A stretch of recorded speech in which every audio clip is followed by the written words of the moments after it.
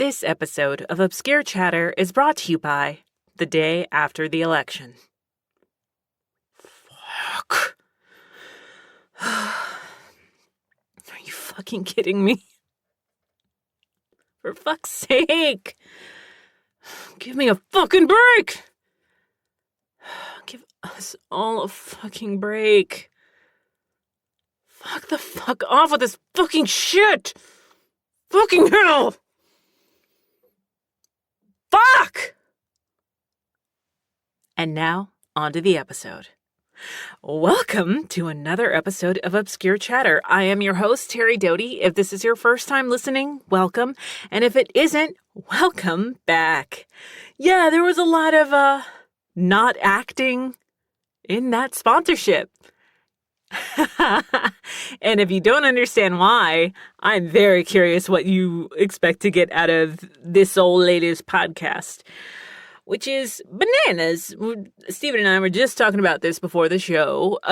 It's like in June, it'll be 6 years, and it's time's fun.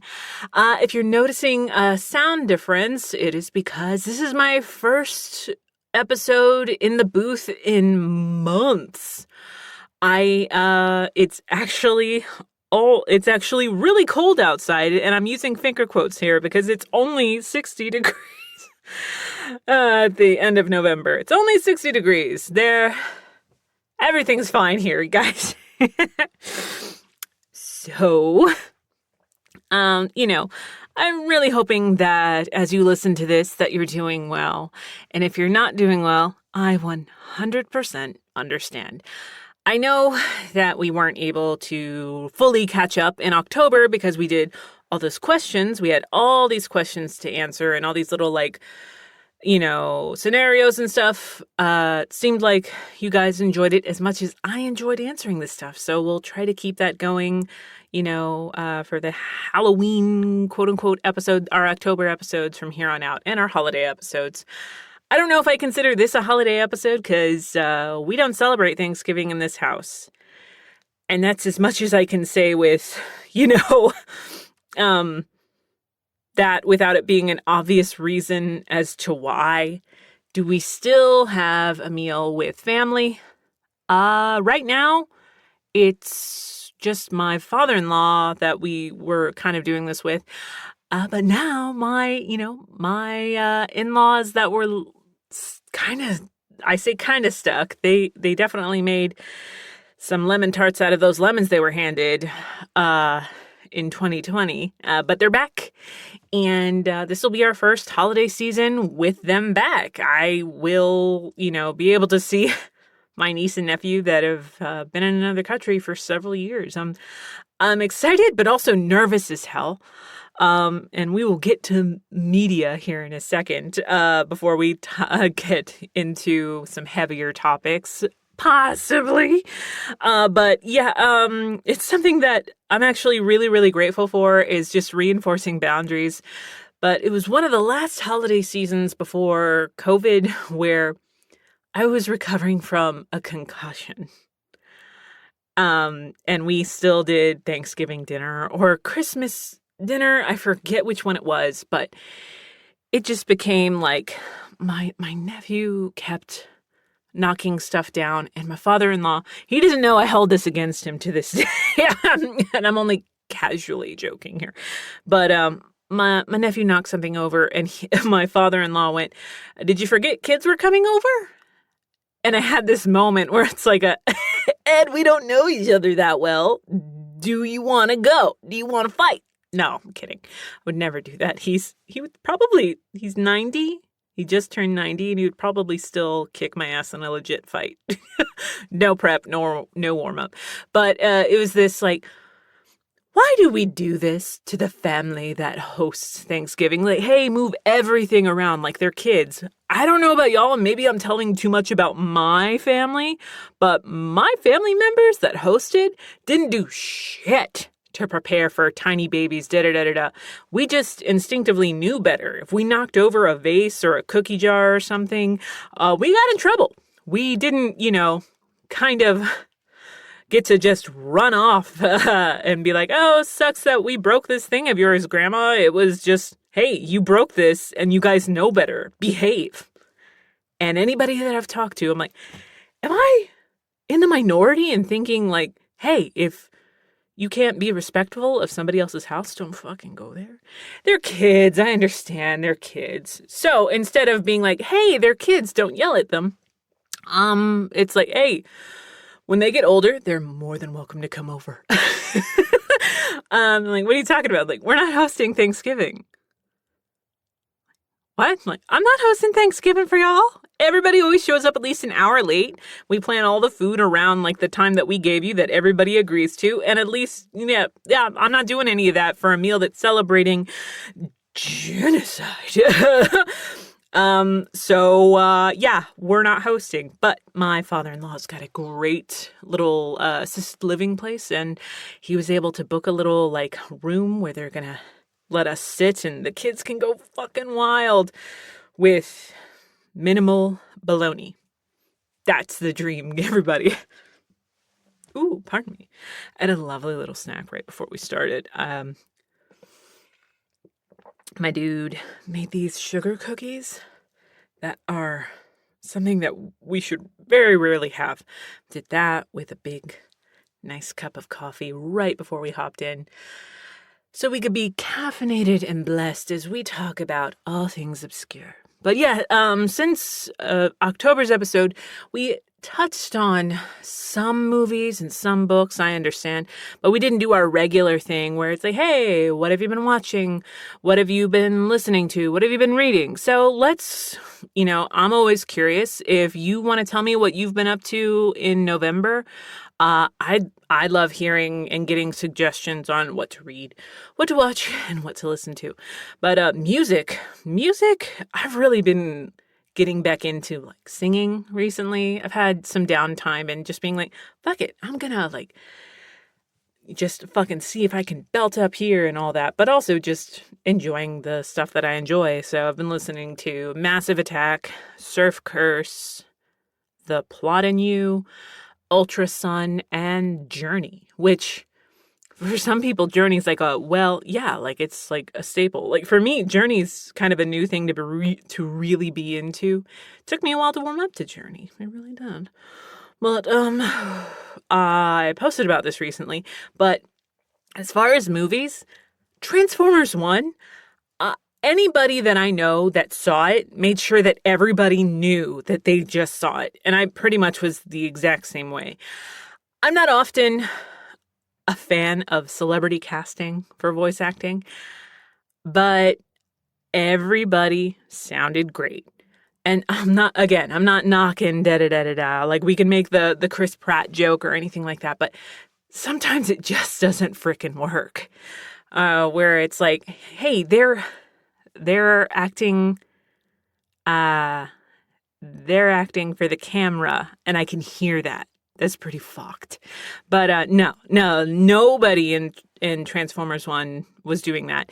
And of course, I always have a soft spot for Keegan-Michael Key because Key and Peele. Key and Peele is the type of show where if you've been to my house more than once and I haven't made you sit down and watch at least 5 clips of Key and Peele, I don't know if we're actually friends. Sorry. That's actually like a fact. Anybody listen to this that is an offline friend, they 100% know. Or they don't, and they're like, oh my God, Terry's not my friend. But so good. Like, I'm still digesting it. There were parts where I'm like, holy fuck, because I've just been a Transformers fan for a very long time. My big thing was I was often late to school because I had to finish Beast Wars. I couldn't, like, Beast Wars was on like right when I needed to leave. And so I chose being late most of the time in junior high to missing Beast Wars. I could miss Starship Troopers. I could miss Extreme Ghostbusters. I could not miss Beast Wars. And I'm dating myself incredibly right now, I know, but I don't care. But yeah, Transformers 1, so good. I watched it on Paramount Plus. I'm sure it's available for rent. And obviously, please buy physical media. while you can. Another one I saw in theaters, beautiful film, The Wild Robot. And it was, again, talking about celebrity casting where I'm like, who is the robot? And it's like, oh, it's Lupita Nyong'o. She's so good. Pedro Pascal is in it. A whole mess of other people, but beautiful film. It was a great film to see in theaters. And also seeing it at Alamo Drafthouse, which, if you've been to the movies recently, you know that nobody gives a fuck. Like, nobody gives a fuck that you also paid a stupid amount of money to watch this movie in theaters. Everybody's gonna be fucking talking. I watched a girl on her iPad, like, buying lingerie once. Went to the manager and they're like, what do you want to do? But Alamo Drafthouse, they do not fuck around. They're like, hey, we will warn you once. And if you, like, fucking have to get warned again, you're fucking gone and you're not getting a refund. It's, so beautiful. But yeah, saw that in theaters, which was phenomenal. Finally saw, I'd seen, obviously, I'm a big fan of The Beyond by Lucio Fulci. I'd never seen the other two parts of the trilogy, but God bless AMC Plus, because they had City of the Living Dead. So got to watch that. It was pretty good.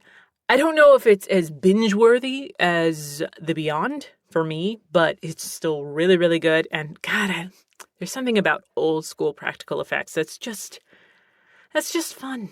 But another Italian horror, I don't know how, I thought I'd seen this before, but I was wrong. Dario, pardon me. Hello. Dario Argento's Deep Red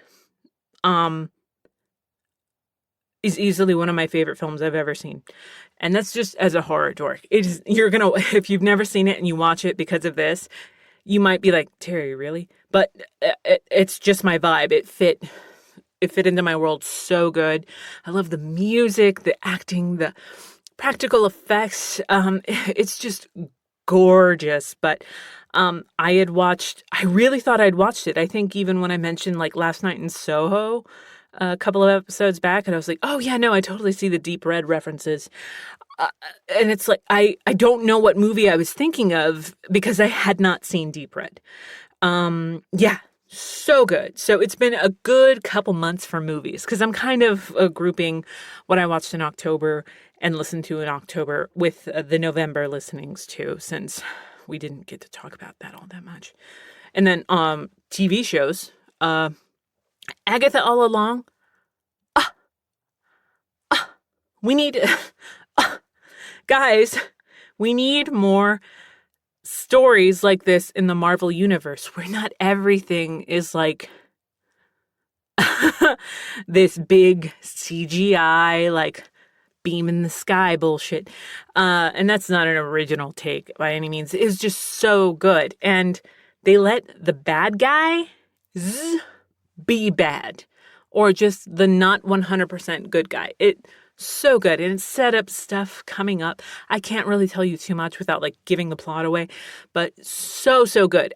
This went from being a show that I'm like, why is this a thing, to this is one of my favorite things Marvel's ever done.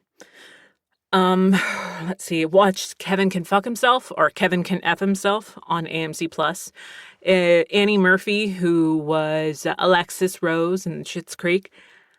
It's an amazing concept. Like, the story behind it stems from, what was it, when Kevin James tried to do another show, and it was that thing. And I'm saying this trope when Kevin James really isn't that big. I'm from Texas. Like, I know what a big boy is, and Kevin James to me doesn't read like big boy. At least anymore. I don't know.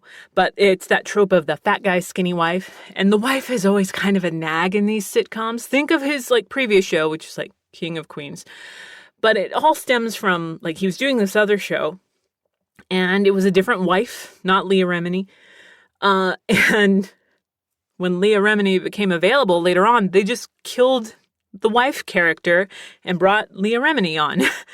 And I was like, oh my God, this poor actress who was probably phenomenal, and probably loved, like, hey, this is like, my first like big like show as like a main character. Who knows? And they just killed her off so arbitrarily. But Kevin Can F Himself is really interesting, and I don't know, I can't think of something like it, where when the character of Kevin is in a scene, it's all sitcom lighting and laugh track, and people even look different, sound different. Everything's paid or played for. Kevin is the center of this world. But when Kevin isn't in the shot, it focuses on how gritty the world is, how miserable the wife is, and just how she isn't able to do what she wants to do. It's all about servicing Kevin and how she's just sick of it. It's one of the best shows I've ever seen, and the concept is so out there. But yeah, Kevin Can Fuck Himself, or Kevin Can F Himself. It's 2 seasons, 8 episodes a season. We finished it in like a week. It was so good. So good. Still watching Ghosts, and I'm in the last season of Star Trek Lower Decks, which I don't know how they're going to end it, but it's great voice acting. I'm going to miss it. And also as a Trekkie. Pardon me. Books. Oh, I was about to say Mama read a lot of books. I don't know why I refer to myself as Mama sometimes, but reading the past 2 months, I've been reading a lot. Again, talking about things being kind of slow, that's when I typically tend to up my reading. I'm still kind of hit or miss on writing and creating, but reading is a great way to be like, oh, they did that. What a clever way to do that. And finished the Plated Prisoner series by Raven Kennedy. The last book came out, and I think at the end of September. Goldfinch, great series. It's a play on the Midas mythology, the King Midas mythology. So cool. Read My Darling Dreadful Thing by Johanna von Veen, or Joanna von Veen. Either way, beautiful name. Great, beautiful, haunting story. Sapphic vibes, obviously. What did I say? Obviously, if it's me, it's hit or miss on whether or not it's heterosexual. And if that bothers you guys, I'm not sorry. But also read Under This Rock by Mindy McGinnis, Mindy McGinnis, excuse me. Really, really good. What else? Finished the Emery Merlin series by Robin Schneider. The New Camelot is the 3rd book in the trilogy. I love a good Arthurian legend story. And that obviously led to this trilogy that I'd had in my collection for a while. And it was on my big, like, bitch, I am a dusty book on your shelf. Fucking read me. And so I finally picked up the first book in the Camelot Rising trilogy by Kirsten White, called Guinevere Deception. And it was Guinevere Deception right into book 2, Camelot Betrayal right into book 3, The Excalibur Curse. It's a really cool take on the legend where the main character is Guinevere, but it's not Guinevere. And I can't give too much away without giving too much away. Let's see. Pestilence by Laura Thalassa. I need to read the rest of the series, but I did read Pestilence. Because who doesn't want to read about the 4 horsemen of the apocalypse finding love? Who doesn't want to read about that? Heat Wave by Karina Hall. Or Hallie. I've never heard her name said.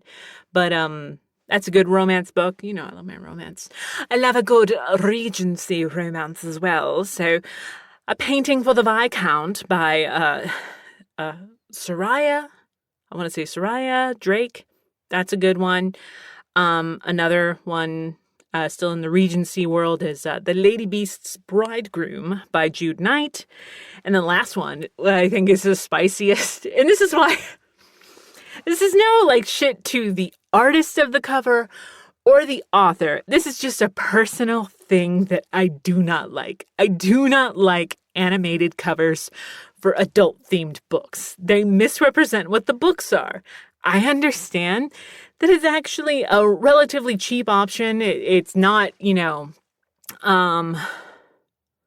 like just an image that you can buy and slap on a cover that you've seen like a gajillion places. I understand, but this book called Up the Ladder by Anna D'Arcy, I had it in my digital library for a while, and I'm like, okay, somebody recommended it on my like Goodreads or Storygraph thing.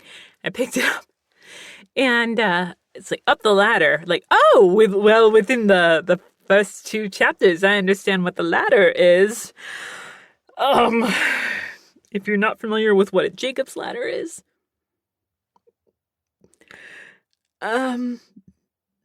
it's around that. It's not climbing the corporate ladder or anything like that. I mean, kind of. He's a corporate lawyer.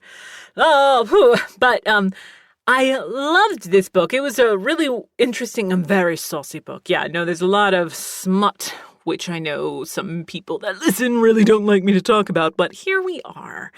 Yeah. I think the cover very much misrepresented what the actual book is. But yeah. And it's so different to be in this booth again. Just after so long, I'm like so used to being on my couch. Typically when I'm in the booth is what I'm doing now, is I'm standing looking at my guy in the window as he just hangs out, probably on TikTok or something. I don't know, but yeah. And let's take a breath. I started this episode with a sponsorship, and we'll get to it. Okay, we'll get to it. This year has been, I wouldn't even say a mixed bag. It's been a bag with like a pocket of good candy that you really have to dig through. You're not allowed to empty out the bag. You're going to have to fight for those little bits of goodness. As I've said previously, it's about seeing the bits of light that only darkness can provide. Well, motherfucker, I am searching for those lights at any given opportunity, and I know that so many of you are too.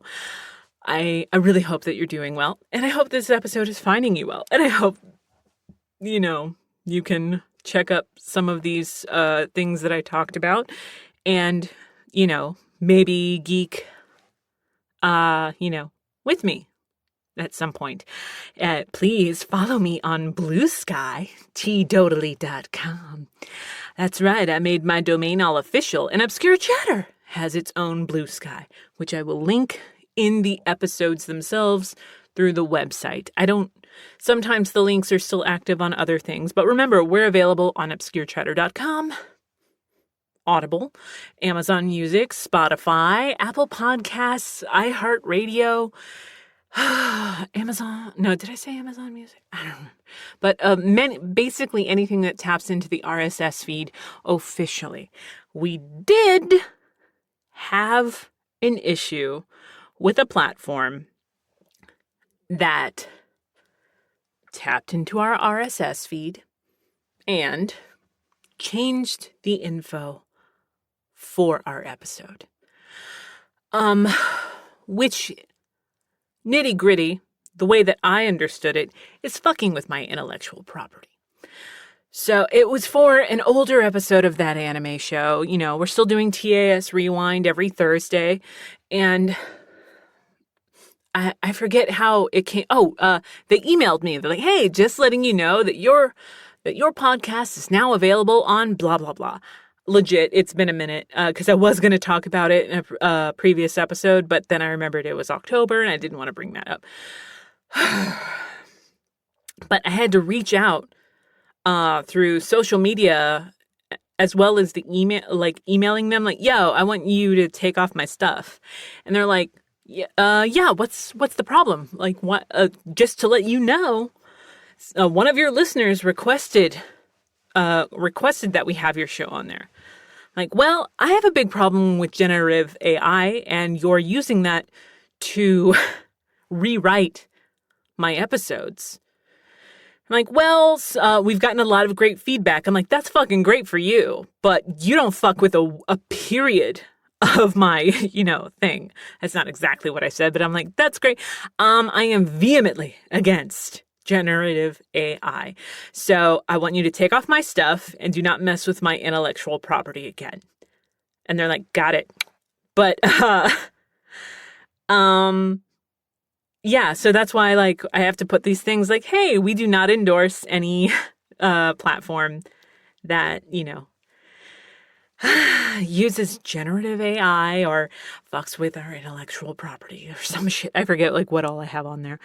But, yeah, that was weird. But I love making the episodes available for everybody.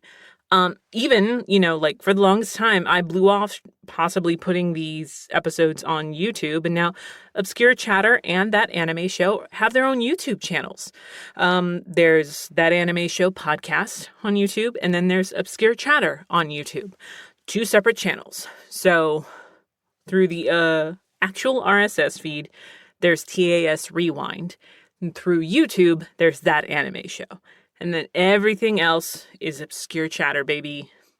I hope that makes sense. But yeah, we've been enjoying like putting those older episodes out, but I sure as shit am not going to let somebody that has nothing to do with our shows dictate how those shows are released. Fuck that. And if you see anything, reach out, obscurechatter@gmail.com. We'll take care of it. One way or the other. I have a couple of bucks to my name, and I'm willing to put those up to call a motherfucker out.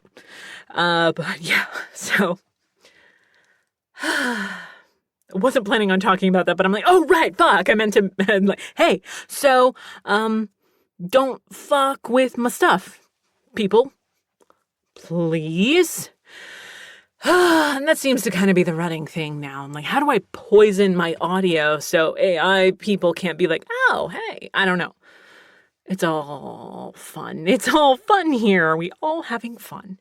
But yeah, aside from that, like talking about doing podcasting and what we're reading, watching, I've been trying to find those little pockets of joy, but professionally, it's been slow. This year has been slow, and it has gotten slower over the past couple months. And that's between a lot of strikes and potential things that are up for possibly striking, and a whole mess of shit that I am legally not able to talk about.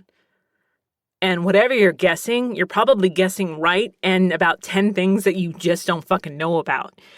It's severely fucked right now. And it's, I want to talk about stuff, but also at the same time I want to not completely just give away the plot, because I'm hoping against hope that some people wake the fuck up and do the right fucking thing or the less wrong thing. I'll respect the less wrong thing all the live long day. It's been a lot. And so, yeah, just trying to have fun, trying to do little things. Like, I was really bummed on Halloween night. I got no trick-or-treaters. I've never not had one single trick-or-treater. Some people got 2. Some people got bombarded with trick-or-treaters. I understand to a point the trunk things, those little trunkaweens or whatever they're called. But as a kid, I'm like, is that fun for a kid? Like, yeah, it's candy, but me, I enjoyed walking around and seeing parts of the neighborhood that I always wanted to see, in the better neighborhoods that me and my cousins drove to be clear. Or my stepsister and stepbrother, like we would drive, because I grew up living in like apartments and condos and a lot of trailers. And a lot of trailer parks, where trailer parks are a really odd place to trick or treat. Because, like me, the last time I lived in a trailer, it was one of the first places Steven and I lived in. We had like our trailer, but then we had a little like porch area that you also had to walk through, and the kids were really scared to walk in it. So we like ended up having to walk out. But, I don't know. I just always imagine like it, I've met some neighbors that way over the previous years, like seeing them and their cute little kids. And again, last year, a girl like and her friends freaking out because our pumpkins were real, our jack-o'-lanterns were real, and got nothing. I did get a new old TV VCR DVD combo that I put in my office. So as I've been working on that anime show episodes or writing out general notes for Obscure Chatter or just reading, hanging out, doing my nails and stuff, I'm watching fucking Daria and Tales from the Crypt. It's so fun. It's so fun. I am bummed. This is how I learned that some of my Tales from the Crypt discs don't work anymore. I'm like, oh my God, one of my favorite episodes of all time, which is the top billing episode with John Astin and John Lovitz and the guy who was Tron in the original Tron. The way I said Tron there kind of freaked me out. You know, Tron. Tron. It's easily a top 5 episode of Tales from the Crypt. If you are new to the Obscure Chatter universe, you should know I am obsessed with Tales from the Crypt. Felicia actually definitely revealed, like, if you've never seen Tales from the Crypt, I will curate a list based on who you are and who you might be bringing over if you want to watch Tales from the Crypt with me. Let's do it.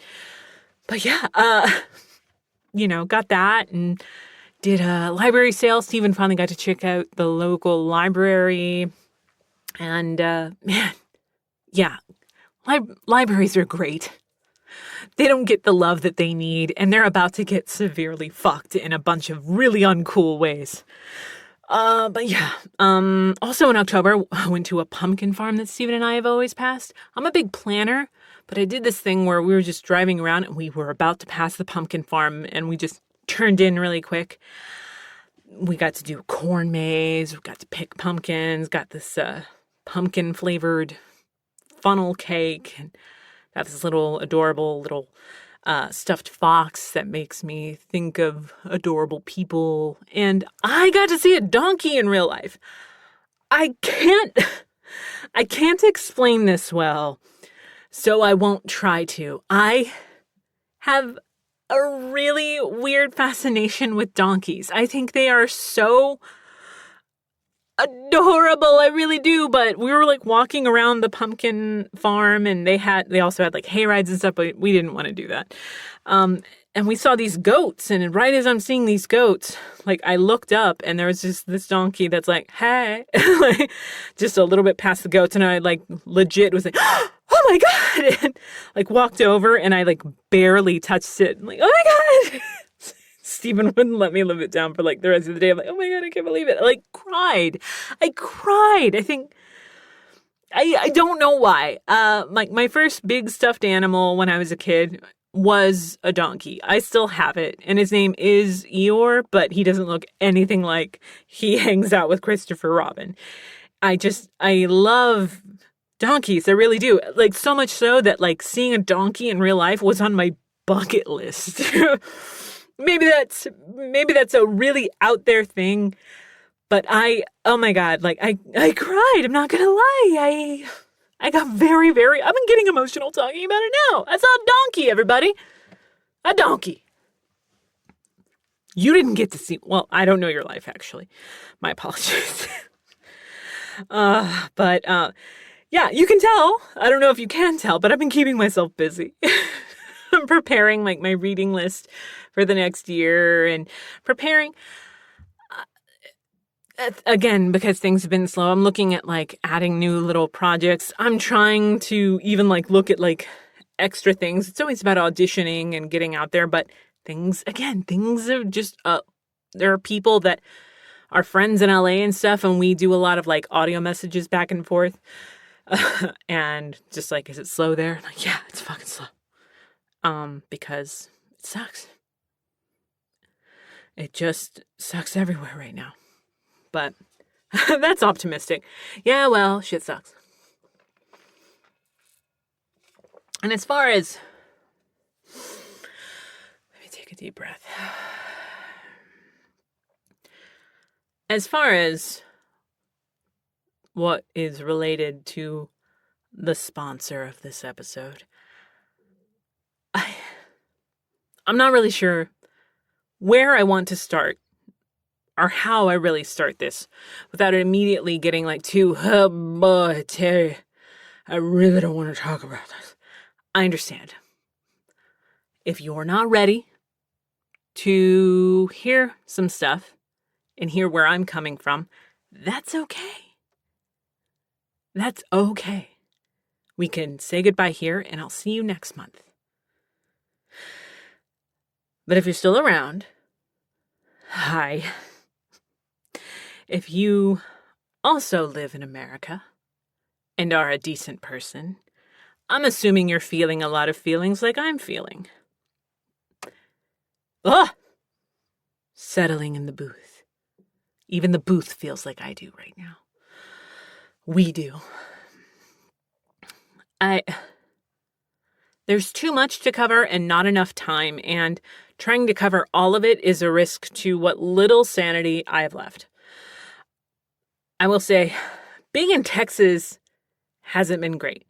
I am grateful that early in the year, my dude got a vasectomy, and now it's like, again, I had a talk earlier this year with my doctor where we were talking about like birth control options. And she's like, I have to tell you, that if you did become pregnant for whatever, there is nothing I can do for you. Like basically, like there's nothing. And she's like, and God forbid, if something happened to you that was out of your control, or you were assaulted or anything like that, again, there's nothing. I'm sorry. There's nothing I can do for you. And that was before the election. I'll say that being a woman in Texas, being a woman in America is very terrifying. Women and their daughters are at risk now more than ever. And there really is no real reason as to why that isn't rooted in just hatred of women, hatred of other. Because let me be clear, I said women and their daughters.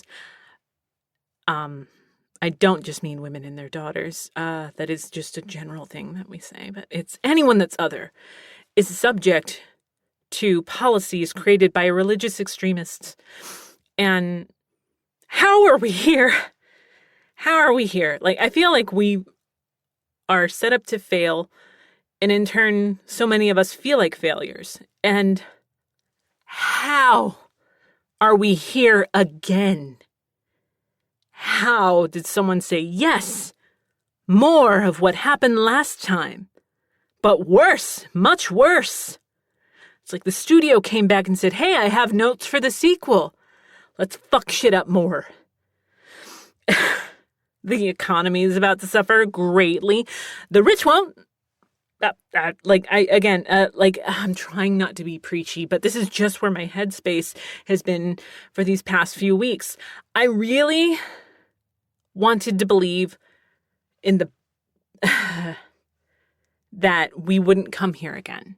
That we saw, like, we had a pandemic. We had we had a Muslim ban. We had all these things. And then on top of that, it's just worse. I'm not saying it's been great these past 4 years. There's a lot of shit I could talk about with that, but I know I'm not really a political show, but I really hate this idea of like, oh, hey, I really don't like to talk about politics. I'm like, well, politics love to talk about you. Like, I don't do politics. Politics do you. We're surrounded by them, whether or not you see it or choose to see it. I'm sorry. But just to be clear, like, this is all going to greatly benefit a very small percentage of people. And those people aren't rich. It's, and to be clear, I'm in no way rich. Reproductive freedom, as I touched on, that's gone. Public education is going to keep on taking hits. Childcare is going to keep on taking hits. Medicaid may not exist anymore. SNAP, Medications. Do you enjoy not being broke, just getting the medications you need? Sorry. Sucks to be you. We're already planning around it, being like, okay, well, we were going to do this next year. That's off. Blah. And, I was talking about libraries and librarians and how much they fucking rock. Books.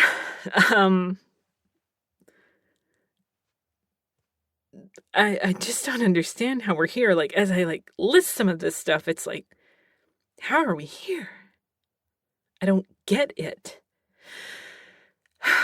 So, books with LGBTQ plus themes, books where there's any remote discussion of race, books where there's sex education.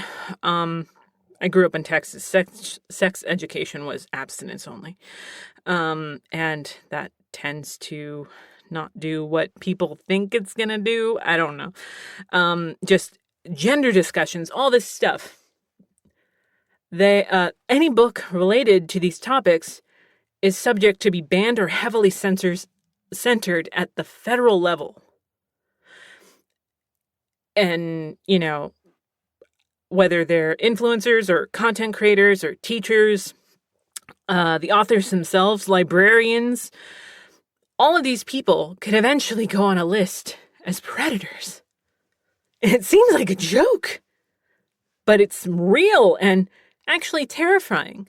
We have so many people quitting things that they love or things that are for the betterment of other people, like librarians. Libraries help so many communities in so many different ways. And they're about to get just bombarded with a bunch of bullshit like they haven't already been through enough. My God.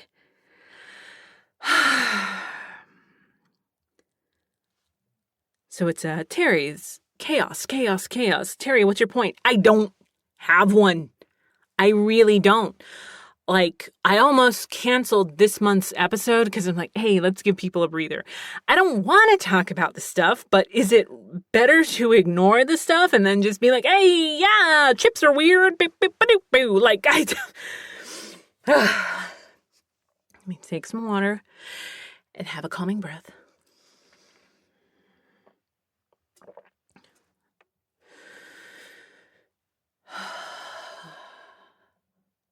Let's do another one. You want to do it together?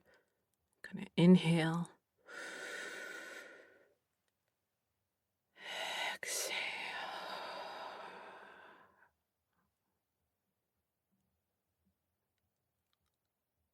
Fuck. I really missed my calling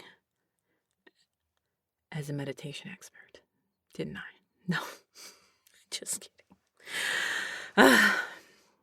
So, where do we go from here? The short answer is, I don't know. The long answer is, I really don't fucking know, guys.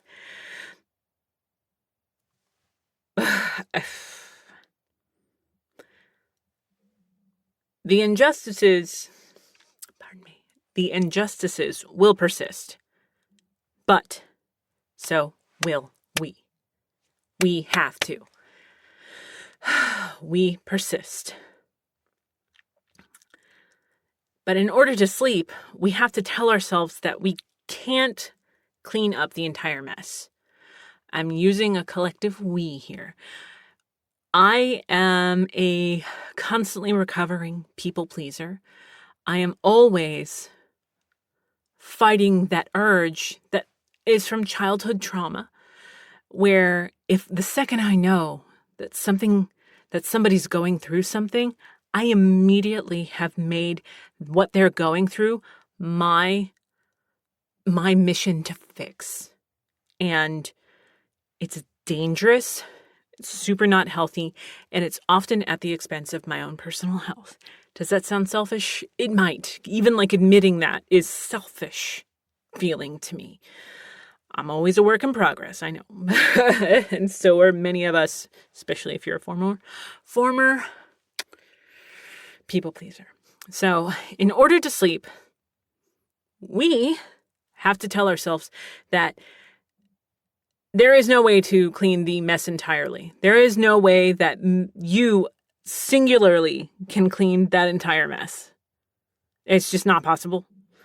So what we can do is you get to pick and choose your traumas. Pick and choose your battles. So pick stuff, make it personal, and attack that. It's like picking a spot, doing what you can to make that stuff right, that stuff clean. So for me, I'm going to lend my voice to organizations and causes I believe in, and I'm really going to just try to also lend my wallet when I can. But like I said, things have been slow. So I do what I can. That has to be enough.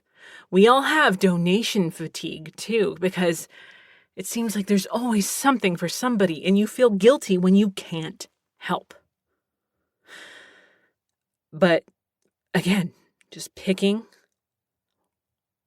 what you can and doing what you can with those things that you've picked. Remember, go easy on yourself. I highly recommend just thinking about stuff. Again, making it personal is a great way to do that. There are so many things, and you just be kind to yourself and know that what you're doing, how minuscule it seems, is enough. Let's just not ignore these things and get too myopic with it. But it is hard when you see all these things, seen some fucked up stuff. Like we're in our second November of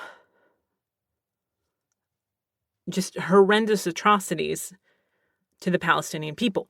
And it is so, like, I woke up a few months ago after just kind of literally doom scrolling and watching people melt and all this horrible, horrible stuff. And then just seeing like, oh, hey, and by the way, your state, really kind of hates you and all this stuff. And you have these people being like, hey, if you don't like it here, why don't you move? Fucking how? Let's say I went, you know what? You're right. I'm going to move. How? The house I got, I would not be able to afford if I were trying to buy it now in this market. So let's say somebody's like, hey, yeah, I want to buy your house for like 4 times what you paid for it. I still can't buy a fucking house, let alone move my entire world. And also, I don't fucking want to. I just want where I live to be less fucktastic. I don't think that's asking too much, but apparently it is. And I know I'm not the only one that feels that way. I think when people talk about like, oh, hey, why don't you move? Why don't you do this? That mindset is coming from a heavy privilege that you guys need to fucking sit with for more than 2 fucking seconds and realize just get up and move is something fucking entitled people get to say. I don't get to fucking say that. Most of us don't. But we persist. We persevere. We read too much. That last part is a joke. You can never read too much. I wasn't really sure where I was going to go with this stuff. I know that I wanted to touch on some topics and I didn't want to make it fully heavy, but I know that it still probably for some of you came off that way. And I can't apologize to you for that. And, I just can't. I will say that talking to you guys, like before each episode and after each episode, when you guys find me on social media, like, oh my God, I can't believe you mentioned this. I've got like friends that text me and some personal message me, all that, all these things. The way you guys engage with me sometimes makes the shittiest day fucking phenomenal. Love it. And I love you guys. So like, as I start winding down, I want to thank you all. Like, isn't that something that we're supposed to do? It's like, I've never seen that done in anything other than the movies where you go around the table and you ask what you're thankful for. I'm thankful personally to having, stuff that I never dreamed of having, which is a great partner that doesn't make me feel weird, whose weird matches my weird. And I wouldn't be doing any of the stuff that I love if I didn't have a great partner beside me. My stupid dog. She's so stupid. But I'm grateful for her. But I'm also grateful for you guys. I'm grateful for you turning in. I'm grateful for all the concern. I got so many messages, mostly from listeners that don't live in the country, that are very much like watching this from the outside. And I can't imagine really what it's like to see all of this from the outside. I'll say it's not a picnic for anyone on the inside, but I really appreciate all the messages. So I'm grateful for you. I know that things are about to get, I was going to say crazy, but we have to say crazier. They're going to get scary, but they're going to get scarier. And